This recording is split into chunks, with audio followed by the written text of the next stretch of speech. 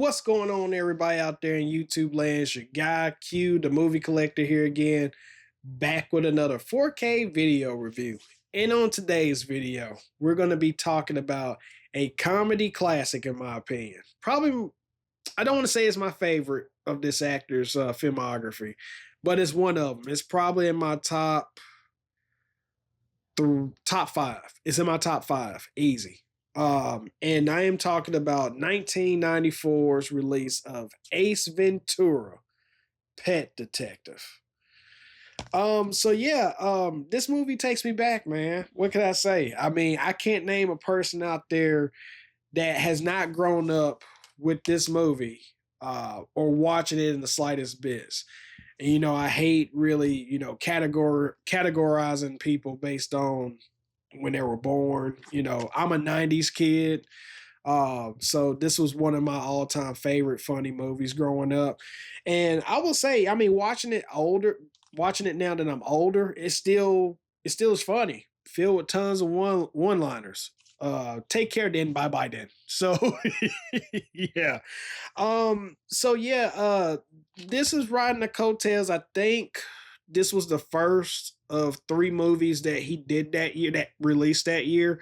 There was Ace Ventura, then there was Dumb and Dumber, and then there was The Mask.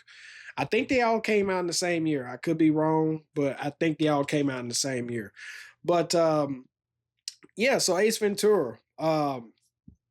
Jim Carrey plays as Ace Ventura, who happens to be a pet detective. He's referred to by a lot of people to try to help people find their pets. And in the very beginning of the movie, he's already in disguise as I guess you say UPS mailman.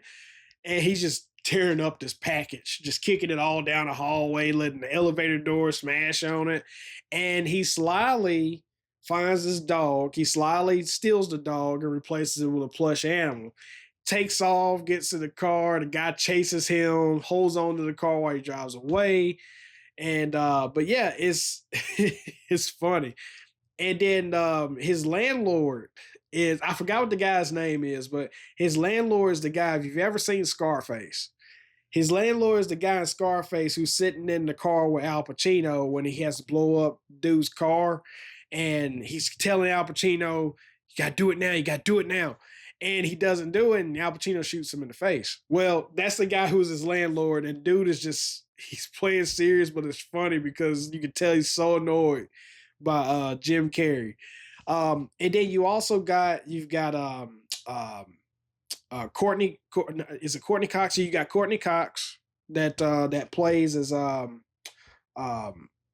I don't want to say love interest because that doesn't happen until later on in the film, but she's part of the Dolphins organization, and the movie kickstarts where Ace is tasked or hired on to try to help find Snowflake, the Dolphins mascot, and that leads them down a rabbit hole with having clues, pretty much being much smarter at finding clues than the cops are, and when him and Sean Young, who's the police chief, when they go at it, man, it's so funny. It is so funny. Funny fact about Sean Young, if y'all didn't know, and this is coming from me being a Batman fan. She was originally supposed to be Catwoman. Don't believe me? Look it up. The story is very much fabled. She was supposed to be Catwoman, but they went with Michelle Pfeiffer. But anywho, that's a story for another day. So Ace is pretty much going around trying to find clues, find out what happened to Snowflake. And you know how I do these reviews. You're not new to this. I don't like spoiling stuff. I don't care how old the movie is. There could be somebody watching this review that's never seen this movie before, that finds Jim Carrey funny, that want to check out his filmography. I'm just not going to spoil it for those guys. But this is one of my favorite, like I said, it's in my top five of all time in Jim Carrey's filmography that I really love. And also this movie has Tone Loc, the rapper. Tone Loc's in this movie. Wild Thing. Funky Cole Medina. He's in this film too. So, let's talk about, I want to say this is release number 2 this year. Shout. We got to do better. We definitely have to do better. Um, this release comes very, very light. Um, you get audio commentary with director Tom Shadyac. I think that's how you pronounce his last name. And that's on the 4K. And on the Blu-ray, you also get the same commentary and you get a theatrical trailer. Don't believe me? Take a pause at that, people. You want to pause it there. You can see all its glorious special features. Yeah, that's a major disappointment. I don't know the backstory behind why Shout couldn't get the infamous dolphin trainer scene, which I will say, after looking more and more into it, the dolphin trainer scene was not a part of the theatrical release. I think the dolphin trainer scene, I remember personally seeing the dolphin trainer scene when I was watching it on TV back in the day. That's how I remember watching it. And I want to say I think it came out on one of the DVD releases, and then it also came out on one of the Blu-ray releases as well. But it was not added in for this. I mean, I'm not going to be one of the people to say this is a god-awful release because they didn't add the dolphin trainer scene. I mean, it's not a god-awful release, but it's awful. It is definitely awful, but it's not awful because they didn't include it. It's awful because there's no, behind the scenes, there's no extra audio commentaries, Honestly, I mean, they got the license to put this out. I just really wish they could at least put the archival behind the scenes in it. I know there are archival behind the scenes featurettes of this movie. Granted, they may not be that long, but man, I can remember even back in the day, man, there was a lot of coverage on when they were filming this film. So it just shocks me that there's practically no special to me, in my honest opinion, there's no special features for this because I don't listen to audio commentaries. People tell me all the time I should listen to them. I just don't. But yeah, I will say this much. They give you a little bit more than what they gave you on Time Cop. That's all I'm going to say.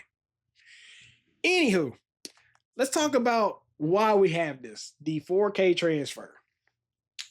When I started off watching this, I said to myself, okay, it don't look that great. But to me, honestly, when I watch 4K transfers, especially of older movies, to me, it seems like there's like a warming up period. The movies got warm up within the first 5 minutes, and then you start to gradually see what it's capable of. I say all that to say this 4K looked amazing. It looked amazing. Don't fall for the clickbait. The Blu-ray does not look better than this. This looks phenomenal. It looks really great. It's a really great transfer. And I will go on to say this. If you're a major fan of Ace Ventura Pet Detective and you want to own the highest quality possible of this film, get this. This movie looked amazing. All the outside scenes look great. All the inside scenes look great. The Dolby Vision HDR really makes some of those colors pop. It really made the highlights actually make the characters pop off screen. I loved how this transfer looked. And all you grain lovers, there's lots of grain in this. It looked very filmic. You will love this transfer, point blank and period. But as far as I like to say, I don't really like to give rating systems when I do my review. So I'll go on to say this. If this goes on sale for like maybe 15, maybe 16 or 17 bucks, it's definitely worth the purchase at that point. It's really hard for me to recommend this purchase if it's the full-fledged 30 bucks, like your traditional Shout or Scream Factory releases.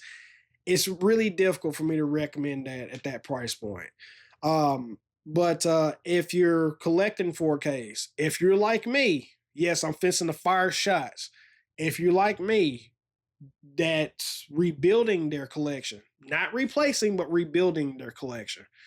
Because I don't have any of my old collection anymore. I've been rebuilding for 2 years now. And you want this film in your collection as the 4K, get it. But I will go on to say, don't get it at full price. Get it when it's on a sale. It's much better off that way. But yeah, that's Ace Ventura Pet Detective. All right, now hopefully we get When Nature Calls next. That's another great one. And again, another Jim Carrey film that's in my top five. Top five of Jim Carrey films anyway. But yeah, that does it for the review. If you guys like what you saw, make sure you like, comment, and subscribe below. I want to hear your thoughts. If you guys picked this up, I want to hear your thoughts. Do you echo the same thoughts as me, or do you feel a little different? I want to hear about it below. But until next time, I will talk to you guys later. Peace.